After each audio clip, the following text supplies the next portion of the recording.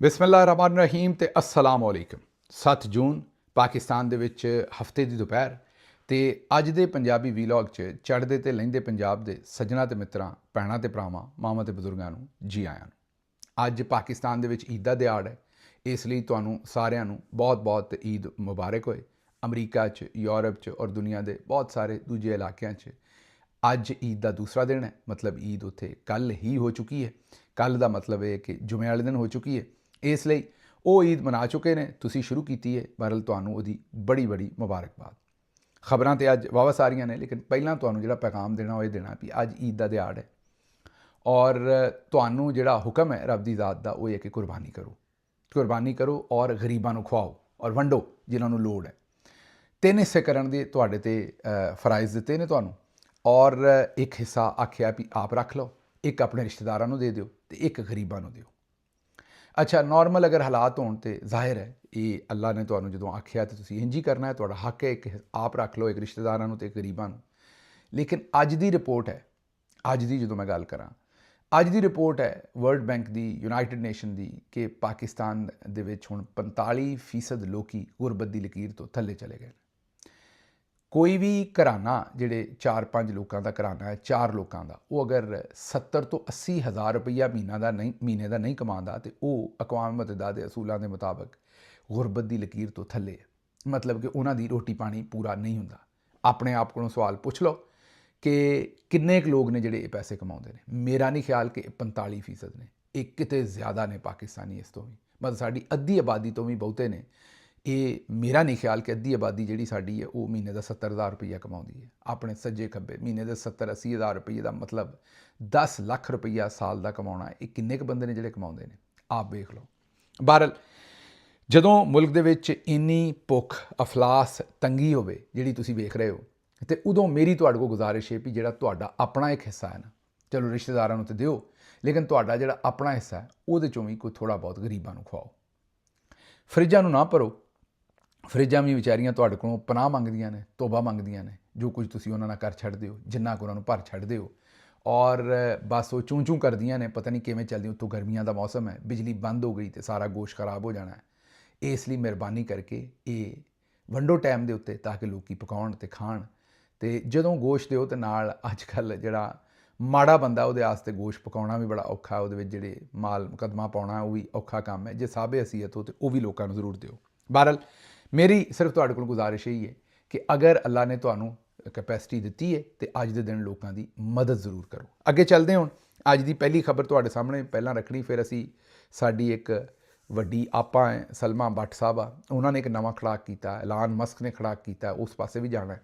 ਲੇਕਿਨ ਪਹਿਲਾਂ ਜ਼ਰਾ 1-2 ਖਬਰਾਂ ਤੁਹਾਡੇ ਸਾਹਮਣੇ ਰੱਖ ਲਈਏ। ਪਹਿਲੀ ਖਬਰ ਤਾਂ ਇਹ ਹੈ ਕਿ ਇੰਡੀਆ ਦੇ ਵਿੱਚ ਜਿਹੜੀ ਪਾਣੀ ਨਾਲ ਰਿਲੇਟਡ ਉਹਨਾਂ ਨੇ ਕਾਰਵਾਈ ਪਾਉਣੀ ਸ਼ੁਰੂ ਕੀਤੀ ਹੈ, ਉਹਨੇ ਕਿਸਾਨਾਂ ਦੇ ਉੱਤੇ ਇੱਥੇ ਬੜਾ ਪ੍ਰੈਸ਼ਰ ਪਾ ਦਿੱਤਾ।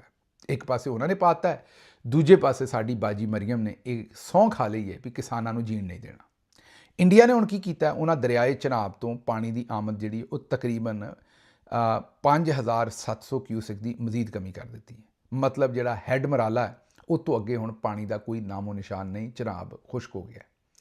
ਹੁਣ ਇਸ ਵੇਲੇ ਵਾਪਡਾ ਦੇ ਮੁਤਾਬਕ ਗੁਜ਼ਸ਼ਤਾ ਦਿਨ ਪਾਣੀ ਦੀ ਆਮਦ 25,000, 3 ਜੂਨ ਨੂੰ 34,100 ਅਤੇ 2 ਜੂਨ ਨੂੰ 38,600 ਕਿਊਸਿਕ ਸੀ। ਹੁਣ ਤੁਸੀਂ ਆਪ ਹਿਸਾਬ ਲਾ ਲਓ ਵੀ ਇਹ ਹੈੱਡ ਮਰਾਲਾ ਤੱਕ ਦੀ ਗੱਲ ਅਸੀਂ ਕਰਨ ਡਏ। ਹੁਣ ਹੈੱਡ ਮਰਾਲਾ ਹੀ ਨਹੀਂ ਭਰਨ ਡਿਆ, ਜਾਂ ਉੱਥੇ ਹੀ ਜਿਹੜਾ ਲੋੜ ਦੀ ਪੂਰੀ ਨਹੀਂ ਹੋਣ ਡਈ, ਅਤੇ ਉਹ ਪਾਣੀ ਨੇ ਗਾਂਹ ਕਿੱਥੇ ਜਾਣਾ। ਤਰਬੇਲਾ ਆਮਦ 76,800 ਅਤੇ ਅਖਰਾਜ 1,55,000। ਇੱਥੋਂ ਆਪ ਹਿਸਾਬ ਲਾ ਲਓ ਵੀ ਜਿਹੜਾ ਤਰਬੇਲਾ ਹੈ ਉੱਥੇ ਵੀ ਇਹੀ ਮਾਮਲਾ। ਇਹ ਹੁਣ ਸਾਰੇ ਇੱਕੋ ਹੀ ਦਰਿਆ 'ਤੇ ਨਹੀਂ ਹੈਗੇ ਡੈਮ, ਸਾਰੇ ਤਰਬੇਲਾ, ਮੰਗਲਾ। ਇਹਦਾ ਮਤਲਬ ਹੈ ਕਿ ਸਿਰਫ ਚਨਾਬ ਨਹੀਂ ਬੰਦ ਕਰੀ ਖਲੋਤੇ, ਉਹ ਸਾਰੀ ਦਰਿਆ ਬੰਦ ਕਰੀ ਖਲੋਤੇ ਨੇ। ਤਰਬੇਲਾ ਆਮਦ 76,800, ਅਖਰਾਜ 1.5 ਲੱਖ, ਮਤਲਬ ਕਿ ਅੱਧਾ ਪਾਣੀ ਉੱਥੇ ਵੀ ਆ ਰਿਹਾ ਹੈ। ਮੰਗਲਾ ਆਮਦ 33,000 ਅਤੇ ਅਖਰਾਜ 35,000, ਉੱਥੇ ਵੀ ਜਿਹੜਾ ਆਮਦ ਹੈ ਉਹ ਘੱਟ ਹੈ ਅਤੇ ਅਖਰਾਜ ਜ਼ਿਆਦਾ ਹੈ। ਇੱਥੋਂ ਤੁਸੀਂ ਆਪ ਹਿਸਾਬ ਲਾ ਲਓ ਕਿ ਉਹਨਾਂ ਹਰ ਪਾਸੇ, ਹਰ ਦਰਿਆ ਦੇ ਸਾਹਮਣੇ ਉਹਨਾਂ ਪਾਣੀ ਦੀ ਟੂਟੀ ਜਿਹੜੀ ਉਹ ਬੰਦ ਕਰ ਛੱਡੀ ਹੈ, ਮਤਲਬ ਕਿ ਪਾਣੀ ਨੂੰ ਉਹਨਾਂ ਡੱਕਾ ਲਾ ਛੱਡਿਆ। ਇੱਥੇ ਗੱਲ ਨਾ ਭੁੱਲੋ ਕਿ ਪਿਛਲੇ ਹਫ਼ਤੇ ਹੀ ਤੁਸੀਂ ਵੇਖਿਆ ਹੈ ਕਿ ਜਿਹੜਾ ਇੰਡੀਆ ਦੇ ਬਹੁਤ ਸਾਰੇ ਇਲਾਕੇ ਨੇ ਉਹਨਾਂ ਦੇ ਵਿੱਚ ਬਹੁਤ ਜ਼ਿਆਦਾ ਤੁਗਿਆਨੀ ਔਰ ਬਾਰਿਸ਼ਾਂ ਰਹੀਆਂ ਨੇ। ਮਤਲਬ ਉਹਨਾਂ ਕੋਲ ਵਾਧੂ ਪਾਣੀ ਹੈ, ਉਹ ਅਗਰ ਪਾਣੀ ਨੂੰ ਆਪਣੇ ਇਲਾਕਿਆਂ 'ਚ ਡਾਇਵਰਟ ਨਾ ਕਰਦੇ ਤਾਂ ਇਹ ਸਾਨੂੰ ਇਹ ਪਾਣੀ ਇਜ਼ਾਫੀ ਇਸ ਵੇਲੇ ਲੱਭਦਾ। ਲੇਕਿਨ ਉਹ ਨਹੀਂ ਛੱਡ ਰਹੇ ਔਰ ਪਾਣੀ ਡੱਕ ਰਹੇ ਨੇ ਤੇ ਅਸੀਂ ਪੂਰੀ ਦੁਨੀਆ ਦੇ ਵਿੱਚ ਐਲਾਨ ਕਰਦੇ ਫਿਰਦੇ ਹਾਂ ਵੀ ਅਸੀਂ ਜੰਗ ਜਿੱਤ ਲਈ। ਕੱਲ੍ਹ ਸਾਡਾ ਜਿਹੜਾ ਵਜ਼ੀਰੇ ਦਾਖਲਾ ਹੈ ਉਹਨੇ ਆਖਿਆ ਵੀ ਵਜ਼ੀਰੇ ਦਾਖਲਾ ਮੈਂ ਆਖ ਛੱਡਿਆ, ਵਜ਼ੀਰੇ ਦਿਫਾ, ਉਹਨਾਂ ਕੱਲ੍ਹ ਬਿਆਨ ਇਹ ਦਿੱਤਾ ਸੀ ਕਿ ਜਿਹੜਾ ਸਿੰਧ ਤਾਸ ਮੁਆਹਦਾ ਹੈ ਉਹ ਇੰਡੀਆ ਨੇ ਤੋੜ ਛੱਡਿਆ ਤੇ ਹੁਣ ਜਿਹੜਾ ਕਸ਼ਮੀਰ ਦਾ ਇੱਕ ਸਾਡੇ ਦਰਮਿਆਨ ਛੋਟੀ ਮੋਟੀ ਅੰਡਰਸਟੈਂਡਿੰਗ ਸੀ ਕੋਈ ਹੋਈ ਮਾੜੀ ਚੰਗੀ ਇਨਫੋਰਮਲ, ਉਹ ਵੀ ਖਤਮ ਹੋ ਗਈ ਹੈ ਤੇ ਹੁਣ ਕਿਸੇ ਵੇਲੇ ਵੀ ਉੱਥੇ ਜੰਗ ਲੱਗ ਸਕਦੀ। ਉਹਨਾਂ ਦੇ ਕਹਿਣ ਦਾ ਮਤਲਬ ਇਹ ਸੀ ਔਰ ਉਹਨਾਂ ਕਿਹਾ ਕਿ ਸਿੰਧ ਤਾਸ ਮੁਆਹਦਾ ਜਿਹੜਾ ਉਹ ਖਤਮ ਹੋ ਗਿਆ। ਇਹ ਬਿਆਨ ਕੌਣ ਦੇਣ ਡਿਆ? Defence minister. ਹਜੇ ਉਹਨੇ ਬਿਆਨ ਦਿੱਤਾ ਹੀ ਸੀ ਕਿ ਥੋੜ੍ਹੇ ਚਿਰ ਬਾਅਦ ਪਿਛਲੇ ਪਾਸਿਓਂ ਪਾਕਿਸਤਾਨ ਦਾ ਜਿਹੜਾ ਵਜ਼ਾਰਤ ਖਾਰਜਾ ਉਹਨਾਂ ਨੇ ਬਿਆਨ ਦਿੱਤਾ ਕਿ ਨਹੀਂ, ਇੰਡਸ ਟ੍ਰੀਟੀ ਜਿਹੜੀ ਹੈ ਸਿੰਧ ਤਾਸ ਮੁਆਹਦਾ ਜਿਹੜਾ ਉਹ ਹਜੇ ਤੱਕ ਖਤਮ ਨਹੀਂ ਹੋਇਆ, ਉਹ ਹਜੇ ਤੱਕ ਮੌਜੂਦ ਹੈ। ਇੰਡੀਆ ਨੇ ਉਹਨੂੰ ਹਜੇ ਤੱਕ ਖਤਮ ਨਹੀਂ ਕੀਤਾ। ਬਿਆਨ ਦਿੱਤਾ ਲੇਕਿਨ ਆਫੀਸ਼ੀਅਲੀ ਉਹਨੂੰ ਹਜੇ ਤੱਕ ਖਤਮ ਨਹੀਂ ਕੀਤਾ।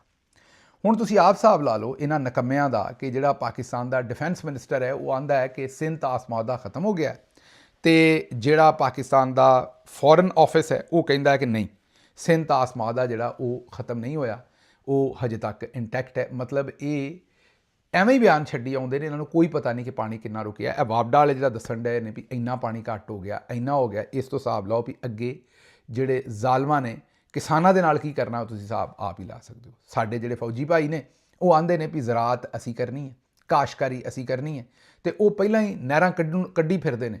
ਮਤਲਬ ਕਿ ਪਹਿਲੇ ਪਾਣੀ ਨਹੀਂ ਹੈਗਾ, ਉਹ ਨਵੀਆਂ ਨਹਿਰਾਂ ਕੱਢਣ ਨੂੰ ਫਿਰਨ ਡਏ ਨੇ। ਜ਼ਿਮੀਂਦਾਰ ਨੇ ਕਿਹੜੇ ਪਾਸੇ ਜਾਣਾ ਉਹ ਹੁਣ ਸਾਨੂੰ ਕੋਈ ਪਤਾ ਨਹੀਂ। ਅੱਛਾ ਜੀ, ਅਗਲੀ ਖਬਰ ਜਿਹੜੀ ਤੁਹਾਡੇ ਸਾਹਮਣੇ ਉਹ ਰੱਖਣੀ ਹੈ, ਜਿਹੜਾ ਐਲਾਨ ਮਸਕ ਦਾ ਫੱਡਾ ਪਿਆ ਹੋਇਆ ਹੈ ਇਸ ਵੇਲੇ। ਤੁਹਾਨੂੰ ਪਤਾ ਹੈ ਕਿ ਇਸ ਵੇਲੇ ਐਲਾਨ ਮਸਕ ਦਾ ਤੇ ਸਦਰ ਟਰੰਪ ਦਾ ਇੱਕ ਦੂਜੇ ਦੇ ਨਾਲ ਫੱਡਾ ਪੈ ਗਿਆ। ਐਲਾਨ ਮਸਕ ਨੇ ਹੁਣ ਉੱਥੇ ਜਿਹੜਾ ਨਵਾਂ ਐਲਾਨ ਕਰ ਛੱਡਿਆ, ਉਹਨੇ ਇੱਕ ਤੇ ਸਦਰ ਟਰੰਪ ਦੇ ਉੱਤੇ ਕਮ ਉਮਰ ਬੱਚੀਆਂ, ਬਹੁਤ ਛੋਟੀਆਂ ਬੱਚੀਆਂ ਦੇ ਨਾਲ 14 ਸਾਲ 15 ਸਾਲ 16 ਸਾਲ ਇੱਕ ਕੇਸ ਅਮਰੀਕਾ 'ਚ ਬਣਿਆ ਸੀ। ਜੈਫਰੀ ਨਾਂ ਦਾ ਬੰਦਾ ਸੀ, ਜੈਫਰੀ ਐਪਸਟਿਨ। ਉਹਦੇ ਬਾਰੇ ਇਹ ਮਸ਼ਹੂਰ ਹੈ ਕਿ ਉਹ ਕਮ ਉਮਰ ਬੱਚੀਆਂ ਨੂੰ ਵਰਗਲਾ ਕੇ ਪੈਸੇ ਦੇ ਕੇ ਉਹਨਾਂ ਨੂੰ ਕੋਈ ਨਾ ਕੋਈ ਝਾਕਾ ਦੇ ਕੇ ਲੈ ਜਾਂਦਾ ਸੀ ਤੇ ਉੱਥੇ ਉਹਨਾਂ ਨੂੰ ਫਿਰ ਅਮੀਰ ਲੋਕਾਂ ਨੂੰ ਲਿਆ ਕੇ ਤੇ ਉਹਨਾਂ ਨਾਲ ਸੈਕਸ ਕਰਨ ਦਾ ਮੌਕਾ ਉਹਨਾਂ ਦੇ ਨਾਲ ਦਿੰਦਾ ਸੀ। ਉਹਨੂੰ ਫੜ ਕੇ ਫਿਰ ਜੇਲ੍ਹ 'ਚ ਦਿੱਤਾ, ਲੇਕਿਨ ਉੱਥੇ ਹੀ ਉਹਦੀ ਜ਼ਿੰਦਗੀ ਮੁੱਕ ਗਈ। ਕੋਈ ਆਂਦਾ ਵੀ ਉਹਨੇ ਆਪ ਮੁਕਾ ਲਈ, ਕੋਈ ਆਂਦਾ ਵੀ ਉਹਨੇ ਆਪ ਨਹੀਂ ਮੁਕਾਈ, ਉਹਨੂੰ ਕਿਸੇ ਨੇ ਮਾਰ ਛੱਡਿਆ। ਬਹਰਹਾਲ ਇਹ ਇੱਕ ਅਲੱਗ ਗੱਲਬਾਤ ਹੈ, ਇਹਦੇ ਉੱਤੇ ਕਿਸੇ ਵੇਲੇ ਤਫਸੀਲ 'ਚ ਗੱਲ ਕਰਾਂਗੇ ਮੌਕਾ ਮਿਲਿਆ ਜਦੋਂ ਕਦੀ। ਲੇਕਿਨ ਇਸ ਵੇਲੇ ਗੱਲ ਇਹ ਹੋਣ ਡਈ ਹੈ ਕਿ ਐਲਾਨ ਮਸਕ ਜਿਹੜਾ ਕੱਲ੍ਹ ਤੱਕ ਸਦਰ ਟਰੰਪ ਦਾ ਆੜੀ ਸੀ, ਯਾਰੀ ਉਹਨਾਂ ਦੀ ਇਹੋ ਜਿਹੀ ਸੀ ਵੀ ਜਿਵੇਂ ਹਰ ਵੇਲੇ ਹੀ ਮਤਲਬ ਜਿਵੇਂ ਲੰਗੋਟੀਏ ਯਾਰ ਹੁੰਦੇ ਨੇ ਨਾ, ਐਵੇਂ 24 ਘੰਟੇ ਇਕੱਠੇ ਹੀ ਫਿਰਦੇ ਸਨ ਬਾਹਾਂ 'ਚ ਬਾਹਾਂ ਪਾ ਕੇ। ਤੇ ਉਹ ਹੁਣ ਇੱਕ ਦੂਜੇ ਨੂੰ ਤਾਨੇ ਮਿਹਣੇ ਤੇ ਇਹੋ ਜਿਹੇ ਗੰਦੇ ਮਿਹਣੇ ਵੀ ਦੇ ਰਹੇ ਨੇ ਕਿ ਐਲਾਨ ਮਸਕ ਨੇ ਕਿਹਾ ਵੀ ਇਹ ਜਿਹੜਾ ਸਦਰ ਟਰੰਪ ਹੈ ਕ੍ਰਿਮੀਨਲ ਆਦਮੀ ਹੈ ਤੇ ਇਹ ਛੋਟੀਆਂ ਬੱਚੀਆਂ ਦੇ ਨਾਲ ਵੀ ਇਹੋ ਜਿਹੇ ਕੰਮ ਕਰਦਾ ਰਿਹਾ ਹੈ ਤੇ ਇਹਨੂੰ ਇੰਪੀਚ ਕਰੋ ਤੇ ਇਹਨੂੰ ਸਦਾਰਤ ਤੋਂ ਕੱਢੋ। ਬਹਰਹਾਲ ਇਹ ਸੋਚੋ ਵੀ ਅਗਰ ਐਲਾਨ ਮਸਕ ਇੱਥੇ ਹੁੰਦਾ ਤੇ ਫਿਰ ਕੀ ਹੋਣਾ ਸੀ। ਐਲਾਨ ਮਸਕ ਅਗਰ ਇੱਥੇ ਹੁੰਦਾ ਤੇ ਹੁਣ ਤੱਕ ਖਬਰ ਇਹ ਆਉਣੀ ਸੀ ਕਿ ਐਲਾਨ ਮਸਕ ਦੀ ਫੈਕਟਰੀ ਦੇ ਉੱਤੇ ਛਾਪਾ ਤੇ ਉੱਥੇ ਫੈਕਟਰੀ ਦੇ ਵਿੱਚੋਂ ਬੰਬ ਨਿਕਲੇ ਨੇ, ਬੰਬ ਬਣਾਉਣ ਦਾ ਸਮਾਨ ਨਿਕਲਿਆ ਤੇ ਨਾਲ ਐਲਾਨ ਮਸਕ ਨੇ ਜਿਹੜਾ ਉੱਥੇ ਨਕਸ਼ੇ ਲੁਕਾਏ ਸਨ ਉਹ ਨਿਕਲੇ ਨੇ। ਅਮਰੀਕਾ ਦੇ ਉੱਤੇ ਜਿਹੜੇ ਹਮਲੇ ਕਰਨੇ ਸਨ ਉਹ ਨਕਸ਼ੇ ਵੀ ਉੱਥੋਂ ਬਰਾਮਦ ਹੋ ਗਏ ਨੇ। ਨਾਲ ਉਹਦੇ ਵਿੱਚ ਇਹ ਵੀ ਪਤਾ ਲੱਗਣਾ ਸੀ ਕਿ ਉੱਥੋਂ ਰਾਹ ਦੇ ਨਾਲ ਜਿਹੜੇ ਥੁਰਾਇਆ ਟੈਲੀਫੋਨ ਤੋਂ ਰਾਬਤਾ ਕੀਤਾ ਜਾਂਦਾ ਸੀ ਉਹ ਥੁਰਾਇਆ ਦਾ ਟੈਲੀਫੋਨ ਵੀ ਨਿਕਲਿਆ। ਇਹ ਮੈਂ ਇਸ ਤਰ੍ਹਾਂ ਹੋਇਆ ਨਹੀਂ, ਅਮਰੀਕਾ 'ਚ ਨਹੀਂ ਇਸ ਤਰ੍ਹਾਂ ਹੋਇਆ। ਮੈਂ ਸਿਰਫ ਇਹ ਕਹਿ ਰਿਹਾ ਵੀ ਅਗਰ ਐਲਾਨ ਮਸਕ ਇੱਥੇ ਹੁੰਦਾ ਤੇ ਇੱਥੇ ਇਹ ਸਾਰੇ ਇਲਜ਼ਾਮ ਉਹਦੇ ਉੱਤੇ ਲੱਗ ਜਾਣੇ ਸਨ ਤੇ ਉਹਨੂੰ ਵੀ ਸਮਝ ਨਹੀਂ ਸੀ ਆਉਣੀ ਵੀ ਮੈਂ ਹੁਣ ਇਹਦਾ ਜਵਾਬ ਕਿਸ ਤਰ੍ਹਾਂ ਦਿਆਂ ਤੇ ਕਿੱਥੋਂ ਦਿਆਂ। ਉਹਨੂੰ ਆਪਣੀ ਪੈ ਜਾਣੀ ਸੀ ਵਿਚਾਰੇ ਨੂੰ। ਤੇ ਉਹਦੇ ਉੱਤੇ ਇਹਨਾਂ ਨੇ 124 131 506 ਔਰ ਪਤਾ ਨਹੀਂ ਕਿਹੜੀ ਕਿਹੜੀ ਦਫਾ ਦੇ ਤਹਿਤ ਗੱਦਾਰੀ, ਬਗਾਵਤ, ਰਿਆਸਤ ਦੇ ਨਾਲ ਬਗਾਵਤ, ਗੱਦਾਰੀ ਤੇ ਰਾਹ ਦੇ ਨਾਲ ਕੰਮ ਕਰਨ ਦੇ ਸਾਰੇ ਪਰਚੇ ਦੇ ਛੱਡਣੇ ਸਨ। ਫਿਰ ਉਹਨੂੰ ਕੁਟਾਪਾ ਚਾੜਨਾ ਸੀ। ਫਿਰ ਉਹਨੇ ਅਗਰ 9 ਮਈ ਦੀ ਮੁਜ਼ੰਮਤ ਕਰ ਦੇਵੇ ਐਲਾਨ ਮਸਕ ਤੇ ਉਹਨੂੰ ਇਹਨਾਂ ਨੇ ਛੱਡ ਦੇਣਾ ਸੀ। ਜੇ ਨਾ ਕਰੇ ਤੇ ਉਹਨਾਂ ਨੇ ਇਹਨੂੰ ਜੇਲ੍ਹ 'ਚ ਪਾ ਦੇਣਾ ਸੀ। ਲੇਕਿਨ ਸ਼ੁਕਰ ਐਲਾਨ ਮਸਕ ਇਹ ਕਰੇ ਵੀ ਉਹ ਪਾਕਿਸਤਾਨ 'ਚ ਨਹੀਂ ਤੇ ਉਹਦੀਆਂ ਫੈਕਟਰੀਆਂ ਵੀ ਚੱਲਣ ਰਹੀਆਂ, ਨਾ ਉੱਥੋਂ ਕਿਤੇ ਬੰਬ ਲੱਭਿਆ, ਨਾ ਉੱਥੇ ਛਾਪਾ ਪਿਆ ਤੇ ਉਹ ਆਪਣਾ ਕੰਮ ਵੀ ਕਰ ਰਿਹਾ। ਸਦਰ ਨਾਲ ਵੀ ਉਹਦੀ ਲੜਾਈ ਹੋ ਗਈ ਹੈ। ਸਦਰ ਵੀ ਉਹ ਜਿਹੜਾ ਦੁਨੀਆ ਦਾ ਤਾਕਤਵਰ ਤਰੀਨ ਆਦਮੀ ਹੈ, ਲੇਕਿਨ ਐਲਾਨ ਮਸਕ ਦੇ ਹਜੇ ਤੱਕ ਕਿਸੇ ਫੈਕਟਰੀ ਕਿਸੇ ਥਾਂ ਤੇ ਕੋਈ ਉਹਦਾ ਗਲ ਜਿਹੜਾ ਉਹ ਨਹੀਂ ਕੁੱਟਿਆ ਗਿਆ। ਇਹ ਸ਼ੁਕਰ ਉਹ ਕਰੇ ਕਿ ਉਹ ਇੱਥੇ ਨਹੀਂ ਹੈਗਾ, ਵਰਨਾ ਅਸੀਂ ਜਿਹੜਾ ਕੰਮ ਉਹਦੇ ਨਾਲ ਕਰਨਾ ਸੀ ਉਹ ਉਸ ਤੋਂ ਬਾਅਦ ਚੇਤੇ ਕਰਦਾ ਵੀ ਇਹ ਸਭ ਕੁਝ ਹੋਇਆ ਕੀ ਹੈ। ਅੱਛਾ ਜੀ, ਅਗਲੀ ਖਬਰ ਤੁਹਾਡੇ ਸਾਹਮਣੇ ਵਿਹਾੜੀ ਤੋਂ ਰੱਖਣੀ ਹੈ। ਨੂਨ ਲੀਗੀ MPA ਨਈਮ ਭਾਬਾ, ਇਹਨਾਂ ਨੇ ਇਹਨਾਂ ਦੇ ਬੇਟੇ ਸ਼ਾਹਜ਼ੇਬ ਬਾਬਾ ਨੇ ਪੈਟਰੋਲ ਪੰਪ ਤੇ ਮੁਲਾਜ਼ਮ ਦੇ ਨਾਲ ਸਰੇਆਮ ਗੁੰਡਾਗਰਦੀ ਕੀਤੀ। ਪੈਟਰੋਲ ਪੰਪ ਦਾ ਜਿਹੜਾ ਮੁਲਾਜ਼ਮ ਹੈ ਉਹਨੂੰ ਜ਼ਬਰਦਸਤੀ ਬੰਦੂਕ ਦੀ ਨੋਕ ਤੇ ਉਹਨੂੰ ਗੋਡਿਆਂ ਤੇ ਪਾਇਆ। ਉਹਦੇ ਕੋਲੋਂ ਜਿਹਨੂੰ ਆਂਦੇ ਨੇ ਨੱਕ ਨਾਲ ਜਿਵੇਂ ਲਕੀਰਾਂ ਖੜਵਾਉਣੀਆਂ ਨੇ ਉਹ ਬੇਹੂਦਗੀ ਕੀਤੀ, ਉਹਦੀ ਤਜ਼ਲੀਲ ਕੀਤੀ। ਉਹ ਵੀਡੀਓ ਹੁਣ ਵਾਇਰਲ ਹੋ ਗਈ ਤੇ ਹੁਣ ਉਸ ਪੈਟਰੋਲ ਪੰਪ ਦੇ ਮੁਲਾਜ਼ਮ ਦੇ ਕੋਲੋਂ ਇਹ ਬਿਆਨ ਦਵਾਇਆ ਹੈ ਕਿ ਇਹ ਤੇ ਮਜ਼ਾਕ ਕਰ ਰਹੇ ਸਾਂ ਅਸੀਂ। ਇਹ ਨਈਮ ਬਾਬਾ ਦਾ ਜਿਹੜਾ ਪੁੱਤਰ ਹੈ ਸ਼ਾਹਜ਼ੇਬ ਬਾਬਾ, ਇਹ ਮੇਰਾ ਭਰਾ ਹੈ ਤੇ ਅਸੀਂ ਤੇ ਮਜ਼ਾਕ ਕਰ ਰਹੇ ਸਨ ਤੇ ਇਹ ਸੀਰੀਅਸ ਸਾਡੀ ਲੜਾਈ ਨਹੀਂ ਸੀ, ਇਹ ਮੇਰੇ ਨਾਲ ਮਜ਼ਾਕ ਕਰ ਰਿਹਾ ਸੀ। ਗਰੀਬ ਆਦਮੀ ਹੈ, ਉਹਨੂੰ ਜਾ ਕੇ ਡਰਾਇਆ ਹੋਣਾ ਵੀ ਤੇਰੀ ਅਸੀਂ ਐਸੀ ਤੈਸੀ ਕਰ ਦਿਆਂਗੇ, ਜੇ ਤੂੰ ਇਹ ਬਿਆਨ ਨਾ ਦਿੱਤਾ ਤੇ ਸਾਨੂੰ ਇਸ ਕੇਸ 'ਚ ਫਸਾਇਆ ਜਾਂ ਸਾਡੀ ਹੁਣ ਇੱਜ਼ਤ ਨਾ ਬਚਾਈ। ਹਾਲਾਂ ਆਪ ਕੰਮ ਇੱਜ਼ਤ ਵਾਲਾ ਨਹੀਂ ਕੀਤਾ ਪਹਿਲਾਂ, ਲੇਕਿਨ ਹੁਣ ਉਸ ਮਜਬੂਰ ਆਦਮੀ ਨੇ ਇਹਨਾਂ ਦੀ ਇੱਜ਼ਤ ਵੀ ਬਚਾਉਣੀ ਹੈ ਤੇ ਜੇ ਤੂੰ ਸਾਡੀ ਇੱਜ਼ਤ ਨਾ ਬਚਾਈ ਤੇ ਅਸੀਂ ਫਿਰ ਤੈਨੂੰ ਜਿਹੜਾ ਉਹ ਵੇਖ ਲਾਂਗੇ। ਉਹਨੂੰ ਧਮਕੀ ਦੇ ਕੇ ਉਹਦੇ ਕੋਲੋਂ ਇਹ ਬਿਆਨ ਕਰਵਾਇਆ ਹੋਣਾ ਜ਼ਰੂਰ, ਲੇਕਿਨ ਇਹ ਵੇਖ ਲਓ ਵੀ ਇਹ ਸਾਡੇ ਚੱਜ ਨੇ। ਅੱਛਾ ਜੀ, ਅੱਗੇ ਚੱਲਨੇ। ਅਗਲੀ ਖਬਰ ਤੁਹਾਡੇ ਸਾਹਮਣੇ ਅਸੀਂ ਰੱਖਣੀ ਹੈ ਸਲਮਾ ਭੱਟ ਸਾਹਿਬਾ। ਸਲਮਾ ਭੱਟ ਸਾਹਿਬਾ ਨੂੰ ਕਾਸ਼ਕਾਰੀ ਨਾਲ ਰਿਲੇਟਡ ਜਿਹੜਾ ਹੈ, ਬੱਟਾਂ ਦੀ ਕੁੜੀ ਹੈ, ਬੱਟਾਂ ਦੀ ਜਿਹੜੀ ਕੁੜੀ ਹੈ ਭੈਣ ਹੈ ਸਾਡੀ, ਜ਼ਾਹਿਰ ਹੈ ਸਾਡੀ, ਅਸੀਂ ਤਾਂ ਇੱਜ਼ਤ ਹੀ ਕਰਦੇ ਹਾਂ, ਲੇਕਿਨ ਇਹ ਜਿਹੜੀ ਬੱਟਾਂ ਦੀ ਕੁੜੀ ਹੈ, ਇੱਕ ਤਾਂ ਚੰਗਾ ਕੀਤਾ ਉਹਨੂੰ ਵੀ ਉਹਨੂੰ ਮੇਰਾ ਮਤਲਬ ਹੈ ਵੀ ਇਹਦਾ ਨਿਕਾਲ ਵੀ ਪੂਰਾ ਨਹੀਂ ਸੀ ਹੋਣਾ। ਭੈਣ ਸਾਡੀ ਦਾ ਨਿਕਾਲ ਹੁੰਦਾ ਜਦੋਂ ਪਾਣੀ ਜਿਹੜਾ ਉਹ ਆਉਂਦਾ ਤੇ ਖਾਲ 'ਚ ਅਗਰ ਘੱਟ ਹੋ ਜਾਏ ਪਾਣੀ ਤੇ ਉਹ ਫਿਰ ਆਂਦੇ ਨੇ ਨਿਕਾਲ ਟੁੱਟ ਗਿਆ। ਇਸੇ ਤਰੀਕੇ ਨਾਲ ਰੋਟੀਆਂ ਬੰਦਾ ਖਾਣ ਡਿਆ ਹੋਵੇ ਤੇ ਅਗਰ ਘੱਟ ਰੋਟੀਆਂ ਆ ਜਾਣ ਤੇ ਉਹ ਵਿੱਚ ਬ੍ਰੇਕ ਲੱਗ ਜੇ ਤੇ ਉਹਨੂੰ ਵੀ ਆਂਦੇ ਨੇ ਵੀ ਰੋਟੀ ਦਾ ਨਿਕਾਲ ਟੁੱਟ ਗਿਆ। ਮੇਰਾ ਤਾਂ ਖਿਆਲ ਹੈ ਵੀ ਇਹ ਅਨਾਜ ਦਾ ਨਿਕਾਲ ਜਿੰਨਾ ਕੁ ਭੈਣ ਸਾਡੀ ਪੂਰਾ ਕਰਦੀ ਹੋਣੀ ਹੈ, ਇਹਨੂੰ ਵਾਕਿਆ ਹੀ ਐਗਰੀਕਲਚਰ ਦਾ ਹੀ ਸ਼ੋਭਾ ਦੇਣਾ ਚਾਹੀਦਾ ਸੀ। ਉਹ ਹੀ ਇਹਦਾ ਭਾਰ ਚੁੱਕ ਸਕਦੇ ਨੇ, ਬਾਕੀ ਤਾਂ ਕੋਈ ਡਿਪਾਰਟਮੈਂਟ ਇਹਦਾ ਭਾਰ ਸਾਡੀ ਭੈਣ ਦਾ ਨਹੀਂ ਚੁੱਕ ਸਕਦੇ, ਮੀਨ ਕਿ ਇਹਨੂੰ ਨਹੀਂ ਰਜਾ ਸਕਦੇ। ਬਹਰਹਾਲ ਇਹ ਬੀਬੀ ਜਿਹੜੀ ਹੈ ਇਹ ਅੱਜ ਤੇ ਰੱਜੀ ਬੈਠੀ ਸੀ ਕਿਤੇ, ਜਿਹੋ ਜਿਹੀਆਂ ਗੱਲਾਂ ਕਰਨ ਡਈ ਸੀ ਤੇ ਆਪ ਤੁਸੀਂ ਸੋਚ ਲਓ ਵੀ ਇਹ ਗੁਜਰਾਂਵਾਲੇ ਤੋਂ ਹੋਣੀ ਹੈ ਭੈਣ ਸਾਡੀ, ਇਹ ਜਿਹੜੀ ਸਲਮਾ ਭੱਟ ਹੈ, ਮੈਨੂੰ ਲੱਗਦਾ, ਮੈਨੂੰ ਸ਼ੱਕ ਪੈਂਦੀ ਹੈ। ਤੇ ਸੋਚੋ ਵੀ ਇਹ ਚਿੜਾ ਜਿਹੜਾ ਇਹਦੀ ਜਿਹੜੀਆਂ ਪਿਛਲੀਆਂ 3 ਦਾੜਾਂ ਨੇ, ਇਹ ਮੇਰਾ ਖਿਆਲ ਕਿਸੇ ਵੀ ਇੱਕ ਦਾੜ ਦੇ ਉੱਤੇ ਚਿੜਾ ਰੱਖ ਕੇ ਖਾ ਜਾਂਦੀ ਹੋਣੀ ਹੈ, ਜੋ ਹਿਸਾਬ ਕਿਤਾਬ ਭੈਣ ਸਾਡੀ ਦਾ ਹੈ ਜਿੱਡਾ। ਤੇ ਉਸ ਹਿਸਾਬ ਨਾਲ ਉਹਨੇ ਹੁਣ ਚੌਲਾਂ ਦੀਆਂ ਕਿਸਮਾਂ ਦੱਸੀਆਂ ਜੇ, ਵੈਰਾਈਟੀਆਂ ਦੁਨੀਆ 'ਚ ਕਿਹੜੀਆਂ ਹੁੰਦੀਆਂ ਨੇ ਉਹ ਦੱਸੀਆਂ ਜੇ। ਤੁਸੀਂ ਸੋਚਿਆ ਹੋਣਾ ਵੀ ਦੁਨੀਆ ਦੇ ਵਿੱਚ ਜਿਹੜੇ ਡਿਫਰੈਂਟ ਰਿਸਰਚ ਹੋ ਰਹੀ ਹੈ ਐਗਰੀਕਲਚਰ ਯੂਨੀਵਰਸਿਟੀਆਂ ਦੇ ਵਿੱਚ, ਉਹ ਉੱਥੋਂ ਕੋਈ ਵੈਰਾਈਟੀਆਂ ਦੱਸੇਗੀ ਕਿ ਜਨਾਬ ਫਲਾਣੇ ਮੁਲਕ ਦੀ ਇਹ ਵੈਰਾਈਟੀ ਹੈ, ਉਹਦਾ ਇੰਨਾ ਝਾੜ ਹੈ, ਉਹਦਾ ਇੰਨਾ ਝਾੜ ਹੈ। ਝਾੜ ਦਾ ਮਤਲਬ ਹੈ ਕਿ ਉਹਦੀ ਯੀਲਡ ਇੰਨੀ ਹੈ, 1 ਏਕੜ 'ਚੋਂ ਇੰਨੇ ਮਣ ਚਾਵਲ ਨਿਕਲੇਗਾ, ਇੱਕ 'ਚੋਂ ਇੰਨੇ ਨਿਕਲੇਗਾ, ਐਡਾ ਲੰਮਾ ਚਾਵਲ ਹੋਏਗਾ ਜਾਂ ਐਡਾ ਅੱਛਾ ਚਾਵਲ ਹੋਏਗਾ। ਉਹ ਵੈਰਾਈਟੀਆਂ ਦੇ ਹਿਸਾਬ ਨਾਲ ਦੱਸੇਗੀ ਵੀ ਕਿੱਥੋਂ ਇੰਪੋਰਟ ਕਰ ਰਹੇ ਵੈਰਾਈਟੀ, ਕਿੰਨੇ ਦੀ ਜ਼ਿਮੀਂਦਾਰ ਨੂੰ ਮਿਲਦੀ ਹੈ। ਲੇਕਿਨ ਉਹ ਕੀ ਆਖਣ ਡਈ है ज़रा सुन लो। चावल की बहुत सारी किस्में हैं, चावल की जी 9 से ज्यादा किस्में मैं आपको बताना चाहती हूँ। अद्धी पक्की, पौनी पक्की, कच्ची, अद्धी कच्ची, पूरी कच्ची, सिंगल स्टीम, डबल स्टीम, इसलिए टोटा, फिर उसके बाद रला, इस तरह चावल की बहुत सारी किस्में हैं। लेकिन एक बंदे नूं साडे पिंड 'ਚ ਵੀ ਪਤਾ ਵੀ ਆਹ ਕਿਸਮਾਂ ਚੌਲਾਂ ਦੀਆਂ ਹੈਗੀਆਂ, ਮਤਲਬ ਕਿਹਨੂੰ? ਸਾਡੇ ਪਿੰਡ ਦੇ ਨਾਈ ਨੂੰ ਪਤਾ, ਜਿਹੜਾ ਜੰਮਣ ਤੋਂ ਲੈ ਕੇ ਸਾਡੀਆਂ ਦੇਗਾਂ ਪਕਾਉਂਦਾ। ਸੁਣ ਲਿਆ ਜੇ, ਉਹ ਭੈਣ ਸਾਡੀ ਆਖਣ ਡਈ ਵੀ ਇੱਕ ਟੋਟਾ ਹੁੰਦਾ ਹੈ, ਇੱਕ ਪੂਰਾ ਹੁੰਦਾ ਹੈ, ਇੱਕ ਫਲਾਨਾ ਹੁੰਦਾ ਹੈ, ਇੱਕ ਫਲਾਨਾ ਹੁੰਦਾ ਹੈ। ਮੈਂ ਤੇ ਤੁਹਾਨੂੰ ਸੱਚੀ ਦੱਸਾਂ ਕਿ ਮੈਨੂੰ ਮੇਰੀ ਸਮਝ ਤੋਂ ਬਿਲਕੁਲ ਹੀ ਬਾਹਰ ਹੈ ਕਿ ਇਹ ਕੌਣ ਲੋਕ ਨੇ, ਇਹਨਾਂ ਨੂੰ ਕਿੰਨੇ ਇੱਥੇ ਲਾ ਦਿੱਤਾ ਹੈ। ਉਹ ਆਂਦੀ ਹੈ ਵੀ ਕੱਚੀ ਪੱਕੀ, ਅੱਧੀ ਕੱਚੀ, ਪੌਣੀ ਪੱਕੀ, ਰਲਾ, ਟੋਟਾ, ਸਿੰਗਲ, ਸਟੀਮ ਡਬਲ, ਸਟੀਮ ਟੋਟਾ। ਸ਼ੁਕਰ ਹੈ ਇਹ ਨਹੀਂ ਕਹਿ ਦਿੱਤਾ ਜੱਸੂ, ਪੰਜੂ, ਹਾਰ, ਕਬੂਤਰ, ਡੋਲੀ, ਇਹ ਹੀ ਰਹਿ ਗਈ ਸੀ ਇਹਦੀ ਕਸਰ। ਉਸ ਭੈਣ ਸਾਡੀ ਨਹੀਂ ਪਤਾ ਵੀ ਇਹ ਵੈਰਾਈਟੀਆਂ ਨਹੀਂ ਹੈ, ਇਹ ਤਾਂ ਗੁਰਬਤ ਹੈ। ਜਦੋਂ ਪੂਰੇ ਚੌਲ ਨਹੀਂ ਲੈ ਸਕਦੇ, ਜਿਹੜਾ ਥੱਲੇ ਛਾਣ ਫੂਕ ਰਹਿ ਜਾਂਦਾ, ਕੋਈ ਟੁੱਟੇ ਚੌਲ ਰਹਿ ਜਾਂਦੇ ਨੇ, ਉਹਨਾਂ ਦੀਆਂ ਡਿਫਰੈਂਟ ਫਿਰ ਅੱਗੋਂ ਤੋਂ ਅੱਗੋਂ ਕਰੀ।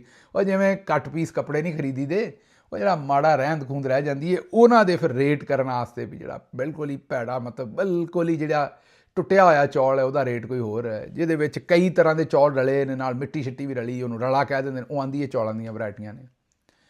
ਹੁਣ ਇਹ ਜੇ ਸਾਡੇ ਫੀਲਡ ਮਾਰਸ਼ਲ ਸਾਹਿਬ ਦੇ ਸ਼ੌਕ, ਫੀਲਡ ਮਾਰਸ਼ਲ ਸਾਹਿਬ ਇਹਨਾਂ ਹੀਰਿਆਂ ਨੂੰ ਲਿਆ ਕੇ ਉਹਨਾਂ ਨੇ ਸਾਡੇ 'ਤੇ ਮੁਸੱਲਤ ਕੀਤਾ। ਜੇ ਜ਼ਰਾ ਗੌਰ ਕਰਨਾ ਹੈ ਤੁਸੀਂ, ਫੀਲਡ ਮਾਰਸ਼ਲ ਸਾਹਿਬ ਜਿਹੜੇ ਨੇ ਉਹਨਾਂ ਨੇ ਇਹਨਾਂ ਹੀਰਿਆਂ ਨੂੰ ਸਾਡੇ ਉੱਤੇ ਮੁਸੱਲਤ ਕੀਤਾ। ਇਹ ਜਿਹੜੀ ਸਲਮਾ ਭੱਟ ਹੈ ਨਾ, ਇਹਨੇ ਭੈਣ ਸਾਡੀ ਨੇ ਪਾਕਿਸਤਾਨ ਦੇ ਵਿੱਚ ਜ਼ਰਾਅਤ ਦੀ ਦੁਨੀਆ ਦੇ ਵਿੱਚ ਜਿਹੜਾ ਉਹ ਇਨਕਲਾਬ ਲੈ ਕੇ ਆਉਣਾ ਹੈ। ਜਿਹਨੂੰ ਇਹ ਨਹੀਂ ਪਤਾ ਵੀ ਚੌਲਾਂ ਦੀਆਂ ਵੈਰਾਈਟੀਆਂ ਕੀ ਹੁੰਦੀਆਂ ਨੇ, ਅਤੇ ਜਿਹੜੀ ਰਹਿੰਦ ਖੂੰਹਦ ਹੈ ਚੌਲਾਂ ਦੀ, ਮਤਲਬ ਕਿ ਕਿਤੇ ਅਗਰ ਚੌਲ ਸ਼ੈਲਰ 'ਤੇ ਨਹੀਂ, ਕਿਤੇ ਵੀ ਉਹ ਥੱਲੇ ਡਿੱਗ ਗਏ ਨੇ, ਤੇ ਜਾਂ 3-4 ਕਿਸਮ ਦੇ ਚੌਲ ਮਿਕਸ ਹੋ ਗਏ ਨੇ ਤੇ ਉਹਨੂੰ ਰਲਾ ਕਹਿ ਦਿੰਦੇ ਨੇ, ਜਾਂ ਚੌਲ ਜਿਹੜੇ ਨੇ ਉਹ ਕਿਤੇ ਟੁੱਟੇ ਨੇ ਤੇ ਉਹ ਟੋਟਾ ਜ਼ਾਹਿਰ ਹੈ। ਉਹ ਮੇਰਾ ਮਤਲਬ ਹੈ ਕਿ ਕੌਣ ਲੋਕ ਨੇ, ਉਹ ਨਾਲ ਜਿਹੜੀ ਬੈਠੀ ਹੈ ਅਜ਼ਮਾ ਬੁਖਾਰੀ ਭੈਣ ਸਾਡੀ, ਉਹ ਵੀ ਦੰਦ ਕੱਢਣ ਡਈ ਬੈਠੀ, ਉਹਨੂੰ ਵੀ ਮੇਰਾ ਖਿਆਲ ਕੋਈ ਗੱਲ ਨਹੀਂ ਪਤਾ। ਪਰ ਟਿਕਟਾਕਰਾਂ ਦੇ ਹੱਥ ਚੜ੍ਹ ਗਿਆ ਸੂਬਾ ਪੂਰਾ। ਅਸਲ ਤੇ ਫੀਲਡ ਮਾਰਸ਼ਲ ਦੇ ਹੱਥ ਚੜ੍ਹਿਆ ਤੇ ਫੀਲਡ ਮਾਰਸ਼ਲ ਨੇ ਅੱਗੋਂ ਦਿਹਾੜੇ ਤੇ ਦਿੱਤਾ ਇਹਨਾਂ ਨੂੰ। ਇਹਨਾਂ ਦੀਆਂ ਮੌਜਾਂ ਨੇ ਖੁਰੇ ਕਿਹੜੀ ਅਗਰਬੱਤੀ ਸੁਗਾਈ ਹੈ ਫੀਲਡ ਮਾਰਸ਼ਲ ਨੂੰ ਇਹਨਾਂ ਨੇ ਕਿ ਉਹਨਾਂ ਨੂੰ ਨਜ਼ਰ ਹੀ ਕੋਈ ਨਹੀਂ ਆਉਣ ਡਿਆ। ਉਹਨਾਂ ਨੂੰ ਪਤਾ ਹੀ ਨਹੀਂ ਕੋਈ ਲੱਗਣ ਡਿਆ ਵੀ ਉਹ ਕਰਨ ਕੀ ਡਏ ਨੇ ਤੇ ਕਿੱਥੋਂ ਤੱਕ ਮਾਮਲੇ ਨੂੰ ਲੈ ਗਏ ਨੇ। ਤੇ ਇਹ ਲੋਕ ਜਿਨ੍ਹਾਂ ਦੇ ਪੱਲੇ ਕੋਈ ਅਕਲ ਨਾਂ ਦੀ, ਮੈਂ ਆਨਾ ਵੀ ਮਾਸਾ ਗੱਲ ਵੀ ਨਹੀਂ ਹੈਗੀ, ਉਹਨਾਂ ਬੰਦਿਆਂ ਦੇ ਪਿੱਛੇ ਲੱਗੇ ਨੇ ਤੇ ਪਾਕਿਸਤਾਨ ਦਾ ਵੀ ਉਜਾੜਾ ਪਾਤਾ ਇਹਨਾਂ ਨੇ ਤੇ ਕਿਸਾਨਾਂ ਦਾ ਵੀ ਉਜਾੜਾ ਪਾਤਾ। ਮੈਨੂੰ ਇੱਥੋਂ ਦਿਓ ਇਜਾਜ਼ਤ। ਤੁਹਾਨੂੰ ਇੱਕ ਵਾਰੀ ਫਿਰ ਬੜੀ ਬੜੀ ਈਦ ਮੁਬਾਰਕ ਤੇ ਰੱਬ ਰਾਖਾ।